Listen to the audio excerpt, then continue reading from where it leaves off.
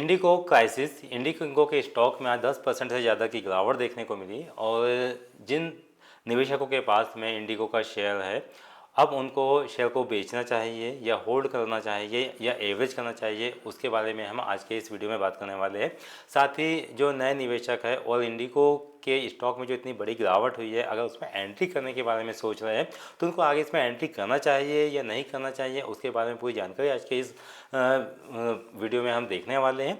और इसके साथ ही इंडिगो के शेयर के अंदर जो भारी गिरावट आज देखने में आई है, तकरीबन स्टॉक ने 10% तक का लोअर सर्किट भी छूते हुए दिखाई दिया है।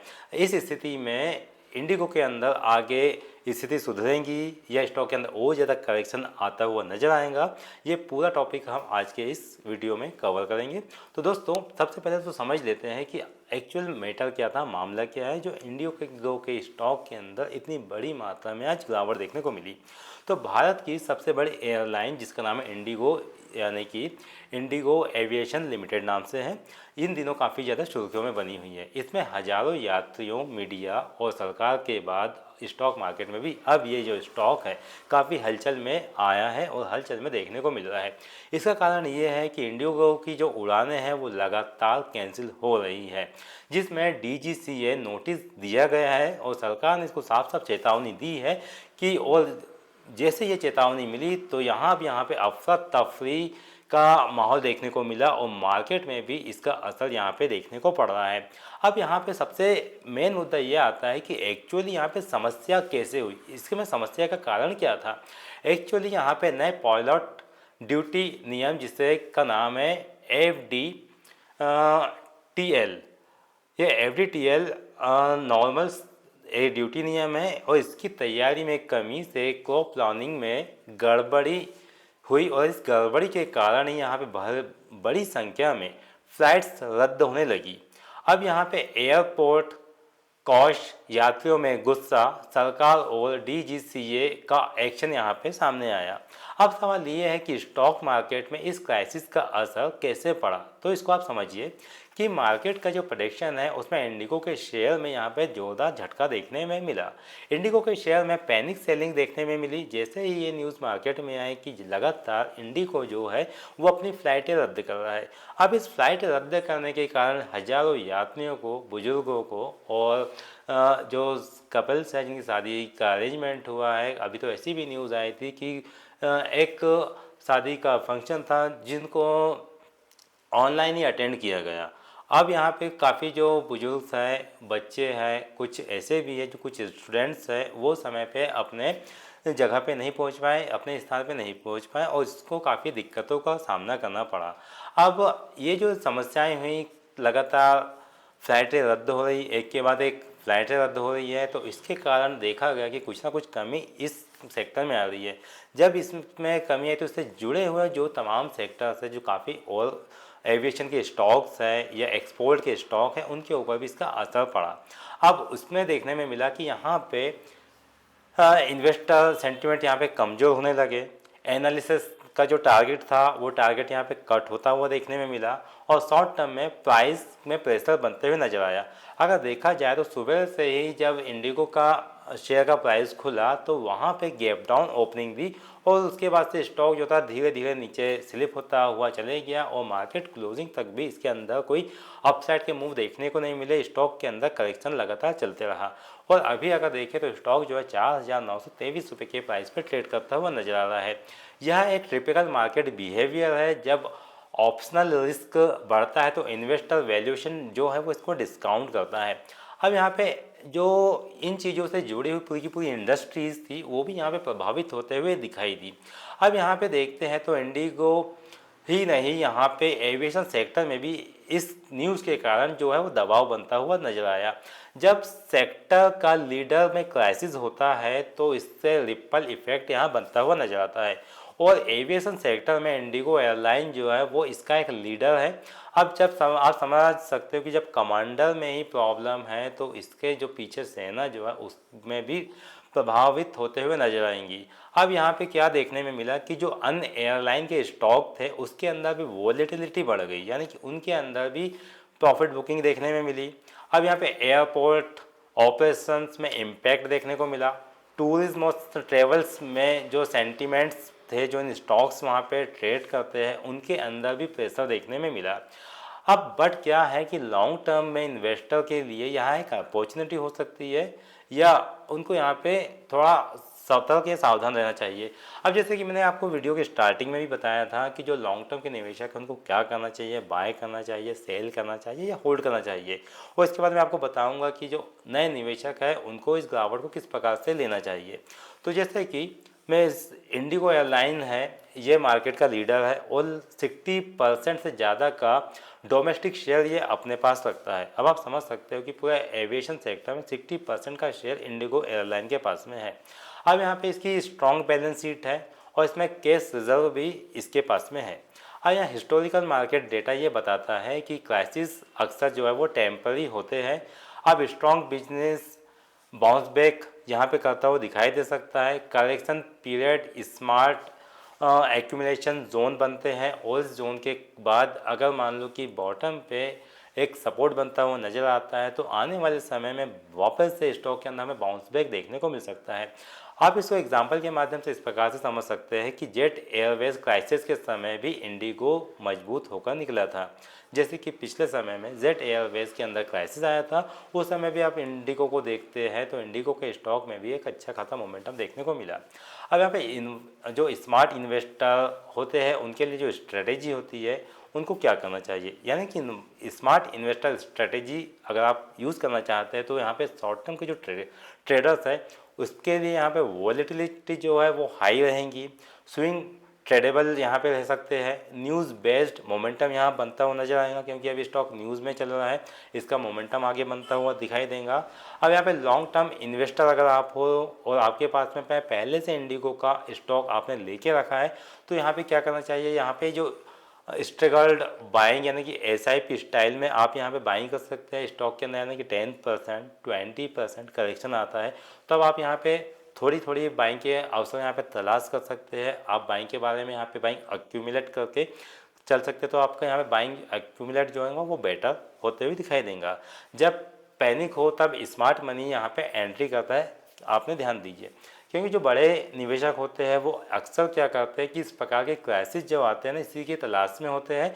जब बड़ी गिरावट आती है तो स्मार्ट मनी यहाँ पे पैसा लगाता है और जो रिटेल ट्रेडर्स होते हैं वो पैनिक होके मार्केट छोड़ के भागते हैं, लेकिन जो बड़े पैसे वाले होते हैं वो स्मार्ट मनी यहाँ पे यूज़ करते लगाते हैं और वो एसआईपी के माध्यम से यहाँ पे यूज़ करते हैं। जैसे कि मार्केट के अंदर 10% की गिरावट आ गई, 10% गिरावट के बाद स्टॉक के अंदर वो अपना पैसा इन्वेस्ट करेंगे। फिर अगर मान लो कि स्टॉक के अंदर और ज़्यादा करेक्शन आया तो वो एसआईपी के माध्यम से इन्वेस्टमेंट करते हुए चलते हैं।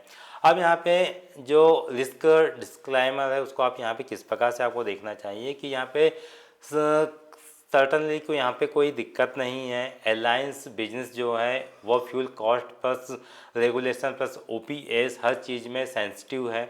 अब यहाँ पे अगर ब्रोकर हाउसेस का व्यू ले तो अधिकतर जो एनालिस्ट है उनका क्या कहना होता है कि लॉन्ग टर्म का आउटलुक जो है वो इंडिगो एयरलाइंस को लेके पॉजिटिव है।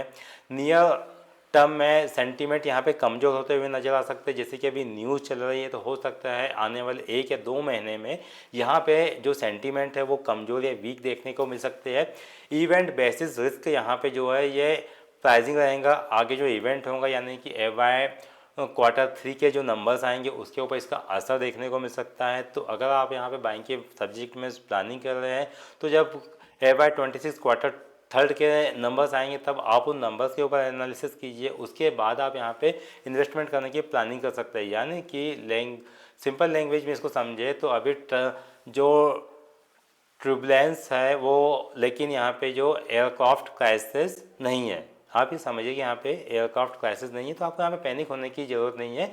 अब आपको यहाँ पे क्या करना चाहिए, यानी कि वार टू ट्रैक आगे आपको क्या देखना चाहिए, तो मैं बता दूँ यहाँ पे DGCA के इन इन्वेस्टिगेशन यहाँ पे आउटकम को आपको यहाँ पे देखना चाहिए। फ्लाइट शेड्यूल नॉर्मल अगर होता है तो वापस से स्टॉक के अंदर मोमेंटम आता हुआ नज़र आ सकता है। Q3 और Q4 के, जैसे कि मैंने आपको बताया, उन नंबर्स के ऊपर आपको नज़र रखनी चाहिए कि कंपनी किस प्रकार के नंबर अब आगे लेके आएंगी, नंबर का अनाउंसमेंट क्या आएगा, उसका प्रॉफिट मार्जिन किस प्रकार से घटता बढ़ता है वो देखने वाली बात होगी। और एविएशन फूल यहाँ पे ट्रेंड में रहने वाला है, तो इन बातों के ऊपर ध्यान रखना है। और जो इन्वेस्टर इन इंडिकेटर्स को फॉलो करेगा वो सही एंट्री और एग्जिट को यहाँ पे ले पाएगा।